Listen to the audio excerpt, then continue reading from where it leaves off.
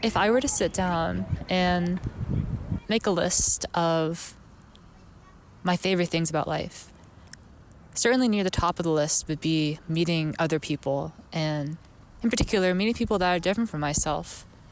I think there is something really enlightening and enchanting about coming across someone that you would never thought you would have had a connection with, and finding you actually have a lot of stuff in common with someone that, on the surface would be someone that you wouldn't even think about even talking to.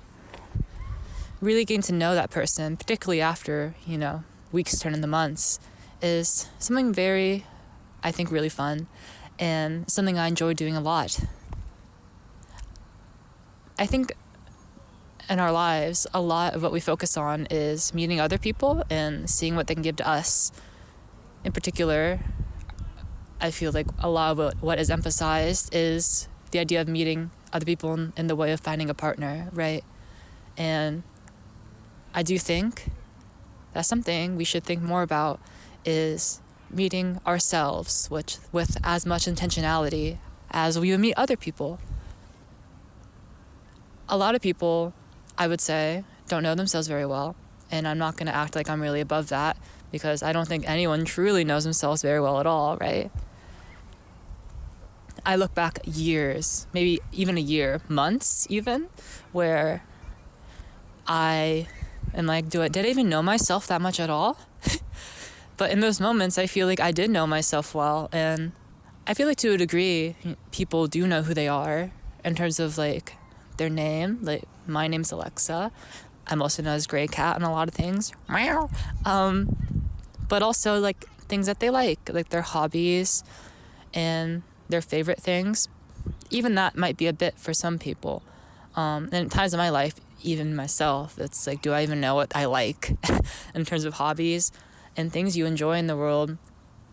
But what I'm talking about of knowing who you are and like knowing yourself intentionally in the same way we often try to get to know other people is, what is beneath that? What is beneath the veneer of, this is my name, I'm this many years old, and these are the things I like, and these are my hobbies?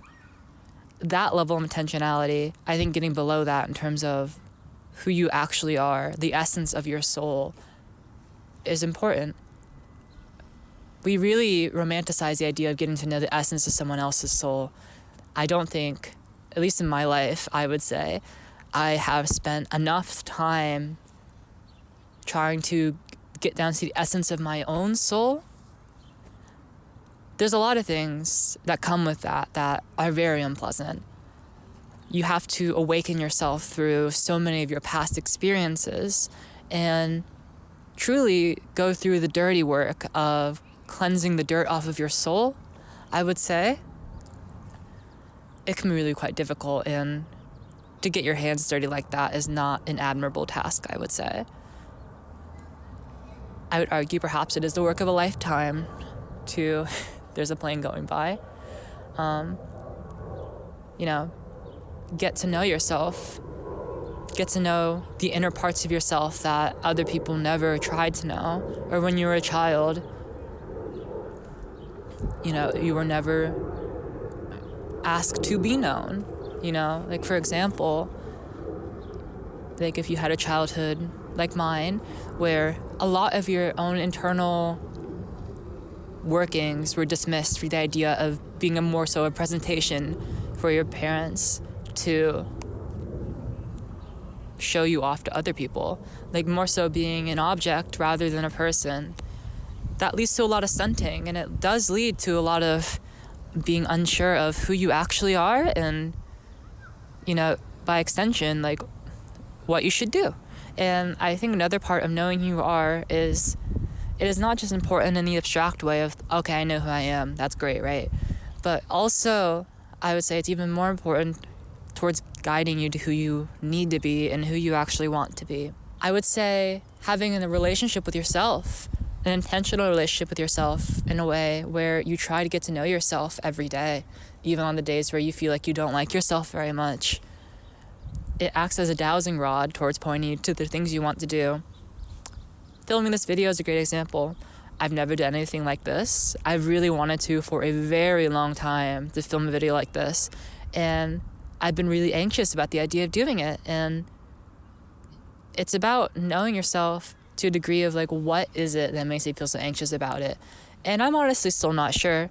But what I am sure of is I know myself well enough to know that if I were to just journal and get my thoughts out there and really coddle myself and be gentle with myself in a way that is nurturing instead of being so demanding. I think through knowing yourself and trying to build that intentional relationship with yourself, you are able to care for yourself in the ways that you wish you were always cared for, in the ways that you wish you would be cared for by getting to know someone else. You know, we can't wait for somebody to save us. We have to do the work and be within ourselves to allow us to flourish, which is a very difficult task to do. And I think the first step of doing that is just getting to know yourself. And I think, at least for me, one of the first steps was just going out to do things that I knew I'd want to do. And even within that, it's like, well, how do I know what I want to do? Because, I've had many periods in my life where I just feel so unmotivated and disconnected from everything that I just can't. And I think a good place to start is to think back to the things that you loved to do as a child. For me, that's going outside, like where I am right now. When I was thinking about filming this video, I was going to just do it inside and make it easier on myself in that way. But even then, that made it not good enough for me anyway. I think doing those things that, you loved when you were a child really help you bring you back into yourself, because I would argue that we are all born with pure souls, and the purest form of yourself would be when you were a child, and then is when you develop all your aspirations and what you want to actually do with your life, and really developing that strong relationship with your inner child. It's difficult work, but even just taking yourself out on little outings or dates and just getting to hold yourself as you wish others would hold you, like I've said before, really is something worth doing. And another aspect of knowing who you are is not just knowing like those deep aspects of yourself and what you want to do, but also knowing when you deserve better and when other people or yourself, but like either party, is not treating you as you deserve to be treated. Especially recently, I had a situation where there was someone I knew, and ultimately I realized that they don't treat me in a way that I deserve to be treated. And it's a very difficult realization to have, and I honestly didn't want to let go, because I had put a lot of who I was into that person. But I know myself well enough to know that I deserve better than to chase an experience that I deserve better than. And not to say that what we had wasn't a very fruitful thing and a very amazing thing. It was, but I deserve better than to feel that way. And another aspect of knowing when you deserve better is even on a systemic level. If you're from a country that treats you horribly or wants to treat you horribly, or all of its citizens poorly, I think of my country, the United States, as an example. I'm not going to talk too specifically about what's happening there, but I know within myself I don't deserve to live in a country that is going to strip away my rights, and I am very luckily in a position where I can leave.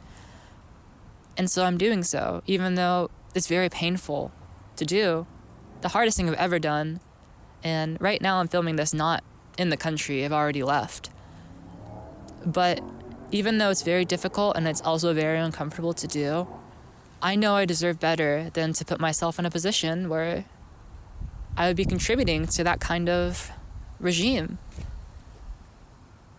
Knowing yourself gives you a lot of confidence that you will not have otherwise, that you would never have just through other people knowing who you are. And I think it's a very beautiful thing.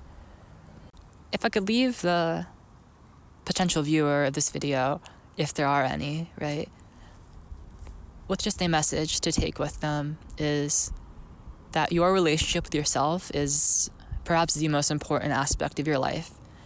I myself am quite young. I'm only 23. But at least thus far in my adult living experience, because let's be real, you're not really actually like a conscionable person until like after like you're 19 or 20. Like, you know, people older than me all the time would tell me when I told them my age, they'd be like, oh, you're a baby. And I never really understood what they meant by that, but I think I do going into it. Because do I know what's going on ever? Nope, not even a little. But at least I have myself, and at least I know myself at least a little bit, probably at least enough to guide me into where I need to go and what I need to do, and to give me the confidence and resolve, the fortitude perhaps, to continue to work through these really difficult situations in my life. And I'm sure that at least through listening to this, it'll give you a little bit of a spark to at least give yourself a hug, give your inner child a hug, and just meet yourself where you are. And do something small, even if it's just going on a walk around, you know, a street where you live, or making yourself a meal that you used to love to have, or talking to someone that you really enjoy talking to, or just doing some mundane activity, playing an old video game, anything. Any first step is huge, because any marathon starts with the first step, right? And this work is a marathon. I don't even think I'm a quarter of the way through it. I really don't know how far I am into it. It's kind of in the nature of life to not know how far you are into anything. But I will say that ever since I started being intentional like this, ever since I started wanting to know who I really was, deep down below all the dirt and grit that has been put onto me by the impressions of other people, because I think another huge part of who you are is who other people expect you to be. Once you start getting past that into at least a glimpse of what your soul is like, it gives you so much happiness that you never would have had before. I'd like to thank you for watching this all the way through, or listening to it all the way through. I hope to make more videos like this in the future. And, you know, I make this with love towards anyone out there that might even have a similar experience to me. And I just hope that, you know, even if I'll never get to meet you, that you're not alone, because you're never alone in this world, and you're never alone when you have yourself, right? All right. Well, this has been Grey Cat, or Alexa. Hope you have a wonderful rest of your day. I love you so much. Bye.